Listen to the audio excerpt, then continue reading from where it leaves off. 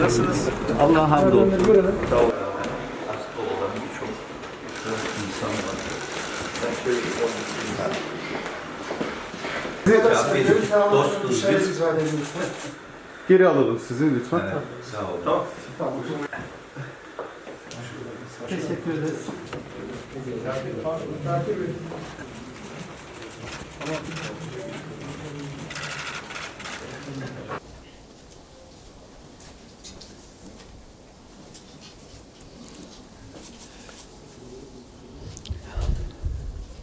Evet, değerli basın mensupları, bugün genel merkezimize çok sevdiğimiz, kıymet verdiğimiz Saadet Partisi'nin genel başkanı Sayın Temel Karamollaoğlu çalışma arkadaşlarıyla beraber bir ziyarette bulundu.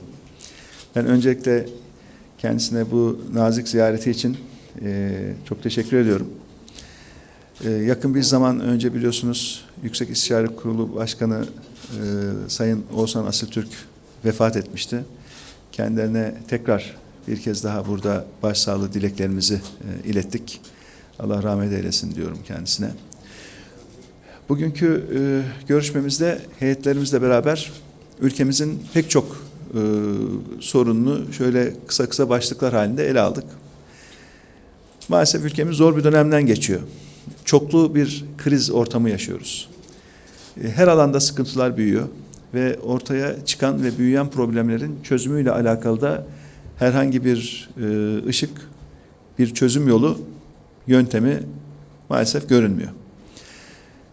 Bütün bu sorunların çözümü için gerçekten çok iyi, detaylı bir çalışma, bir hazırlık ortaya konulması gerekiyor.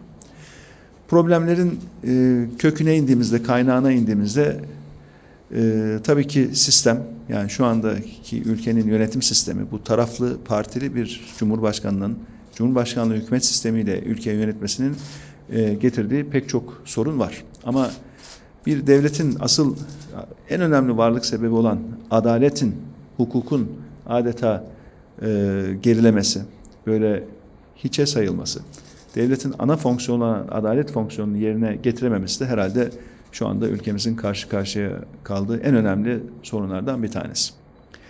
Kuşkusuz sistem değişikliği önemli. Saadet Partisi de bizim gibi parlamenter sisteme geçilmesini savunan, destekleyen bir siyasi parti ve biz Saadet Partisi ile beraber 6 partinin de bir arada olduğu bir masadayız şu anda. Burada bütün hazırlıklar masaya konmuş durumda. Farklı partilerin üzerinde çalıştığı, olgunlaştırdığı hazırlıklar var.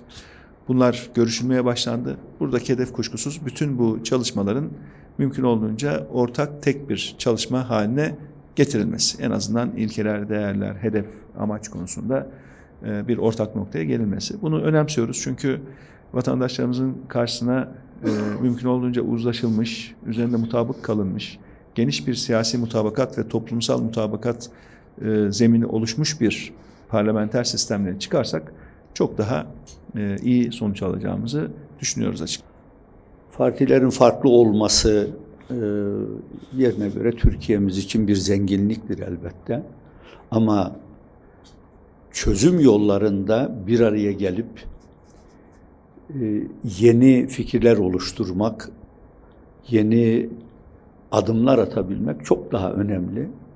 Ülkemizin şu anda karşılaştığı problemler hakikaten sayılamayacak kadar çok. Sayın Cumhurbaşkanı bu problemlerin varlığını pek kabullenmiyor ama insanımız yaşayarak problemlerin varlığını görüyor, idrak ediyor.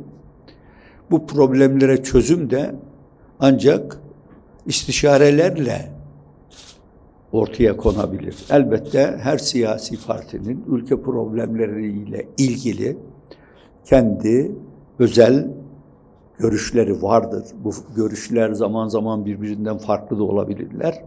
Ama hedef aynıdır.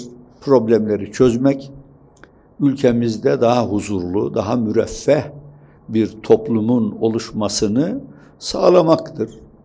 Adalet bunun başında gelir. Adalet olmadan bir ülkede huzur olmaz. Adalet barışı, fikir, düşünce, inanç hürriyetini teminat altına almak için özellikle gereklidir. Ama bu da yetmez. Ekonomik yönden de, maddi ölçüler içinden de ülkemizde yaşayan insanlarımızın bütün ihtiyaçlarının karşılanması, insanca yaşayabilecek imkanların onlara kavuşturulması, iletilmesi gerekir. Bu noktalarda bir ihtilafımız hamdolsun yok. Bir takım görüşmeler yapılıyor. Bu görüşmelerle esas artık uzak yakınlaştı sayılır. Yarı yolu geçtik. Seçimler nihayet en fazla 1,5 sene içinde yapılacakmış gibi bir manzara var. Seçim kanunlarında bir takım değişiklikler eğer mecliste AK Parti tarafından geçirilecekse bunların tatbikata konması için de en az 1 sene anayasaya göre geçmesi lazım üzerinden. Bundan dolayı da önümüzdeki sene sonundan itibaren seçim ihtimali gündeme gelecek ve en geç 6-7 ay içinde de seçimler gerçekleşecek. Benim kanaatim önümüzdeki sene sonu itibariyle bir seçime gidilmesi büyük olasılık gibi.